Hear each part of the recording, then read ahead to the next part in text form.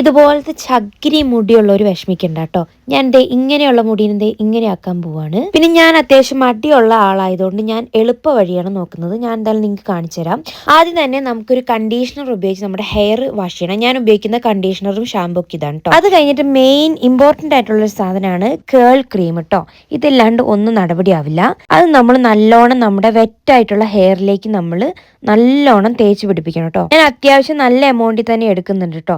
എന്നിട്ട് നല്ലോണം ക്രഞ്ച് ചെയ്ത് കൊടുക്കണം നമ്മുടെ ഹെയർ. ഞാനൊരു കോമ്പ് വെച്ച് ചെയ്യുന്നുണ്ട്, കാരണം അത് എല്ലായിടത്തും എത്തണം. ക്രീം എല്ലായിടത്തും എത്തിയാലേ നമ്മുടെ ഹെയർ നല്ല വൃത്തിക്ക് ഇരിക്കുള്ളൂ. അത് കഴിഞ്ഞിട്ട് നമ്മൾ ചെയ്യേണ്ട രീതി ഇങ്ങനെയാണ് കേട്ടോ. നമുക്ക് ആദ്യം ഇങ്ങനത്തെ ഒരു കോമ്പ് നമ്മുടെ കയ്യിൽ വേണം. അത് കഴിഞ്ഞിട്ട് നമ്മൾ നല്ലോണം ക്രഞ്ച് ചെയ്ത് കൊടുക്കണം, എങ്കിലും നമ്മുടെ ഹെയർ നല്ല കേളി ആയിട്ട് നല്ല വൃത്തിക്ക് കിടക്കുള്ളൂ കേട്ടോ. നമ്മൾ ഇതുപോലെ നല്ലോണം ക്രഞ്ച് ചെയ്ത് കൊടുക്കുക. ഇനി ഞാൻ ഉപയോഗിക്കുന്ന ഒരു സാധനമാണ് ജെല്ല് കേട്ടോ. അത് ഞാൻ ഒരുപാടൊന്നും റെഫർ ചെയ്യുന്നില്ല, എല്ലാവരും ഒന്നും ഉപയോഗിക്കാറില്ല കേട്ടോ, പക്ഷെ ഞാൻ ഉപയോഗിക്കാറുണ്ട്, കാരണം ഒന്ന് വൃത്തിക്കിരിക്കാൻ വേണ്ടിയിട്ടാണ്. അത് കഴിഞ്ഞിട്ട് ഞാൻ സെൻറ്ററിൽ നിന്ന് വകച്ചിലെടുത്തിട്ട് ഞാൻ മുടി നല്ലോണം കോംബ് ചെയ്തിട്ട് ഇതുപോലെ ക്രഞ്ച് ചെയ്ത് കൊടുക്കുന്നുണ്ട് കേട്ടോ. ഇത് പിറ്റേ ദിവസമുള്ള വീഡിയോ ആണ്. ഞാൻ ഹെയർ ഡ്രൈ ചെയ്യാൻ വേണ്ടിയിട്ട് പ്രത്യേകിച്ച് ഒന്നും ഉപയോഗിച്ചിട്ടില്ല, ഹെയർ ഡ്രയറോ കാര്യങ്ങളോ ഒന്നും ഉപയോഗിച്ചിട്ടില്ല.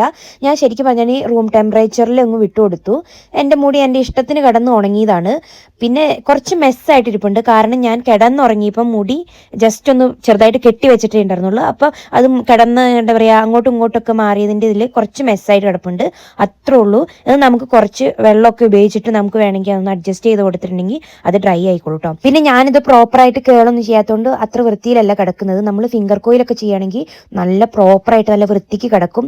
ഡീറ്റെയിൽ ആയിട്ടുള്ളൊരു വീഡിയോ വേണമെങ്കിൽ ഒന്ന് കമൻറ്റ് ചെയ്തിട്ട് ഞാൻ ചെയ്യാം.